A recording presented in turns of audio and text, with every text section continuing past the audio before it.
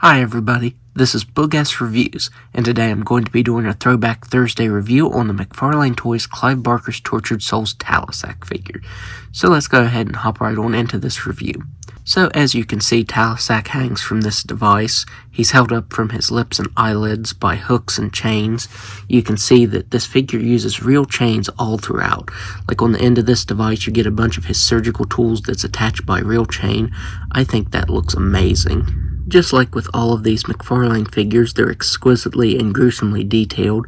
The head sculpt here looks crazy. The way he's being held up by his eyelids and lips there with those hooks, that looks really cool. The hooks, getting them through the holes was a pain. I really thought I was going to break them.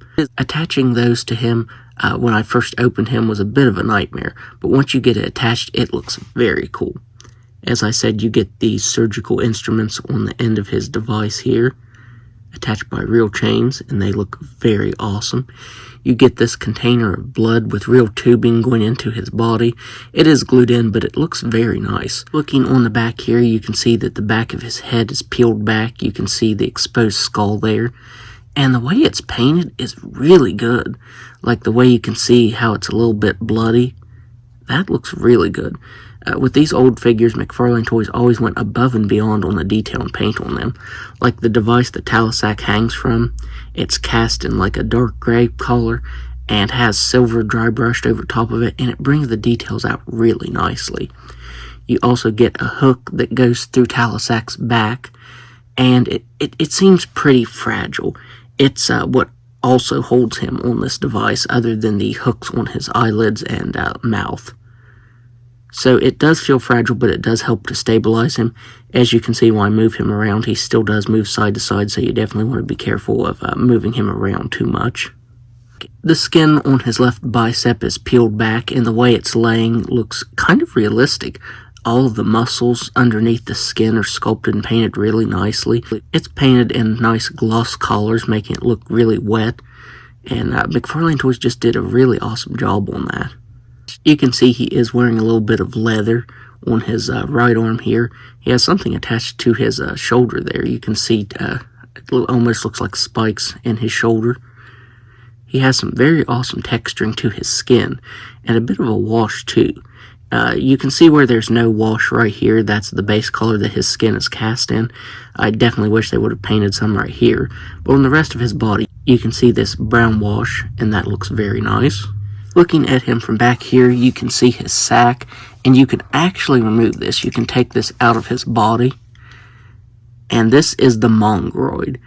This sack is actually painted really nicely. You do get a little bit of a scuffage right here from where it's up inside his body, because you can see it's painted pink and red, and this is an older figure, so this was stuck up inside him when I first got him. You can actually open this up. You can hear it's a little tricky to open.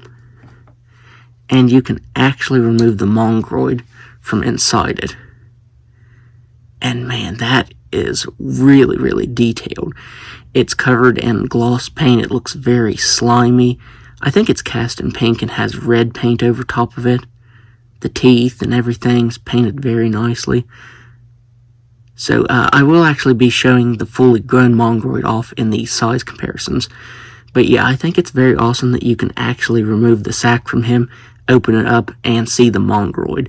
I really didn't think, I knew this was removable, but I didn't think you could actually open it up and see the mongroid. So that is very, very awesome. You get the real chains attached here at the collar on his neck. These have hooks on the end of him. The hooks are just plastic. It's kind of like a, it's not too hard, but it's not too soft. But I think it looks very nice on the end of these. You can see how he stapled himself together. That looks really cool. You get some nice red and pink tones here around the sack. That is just really, really detailed. You can see on his right knee right here where it's skinned and peeled off. And as I said, the paintwork on the skin parts look really nice. It's done in that glossy color. It looks really slimy, wet. That looks really good. You can even see he has veins sculpted on there. You can see the vein running down his leg right there. And on the left side here, you can see a bunch of detail where his skin is peeled open. That looks really good. On the promo pictures, this did show blood on the underneath, but there's no blood on the base here. I do think it needs just a little bit of blood to it. These spikes, surprisingly, they're actually really rubbery. They are extremely soft. And he does have real working wheels on this base. The wheels do move. They don't want to move that much, but they do actually move. So I do appreciate McFarlane Toys doing that. So now let's go over his articulation.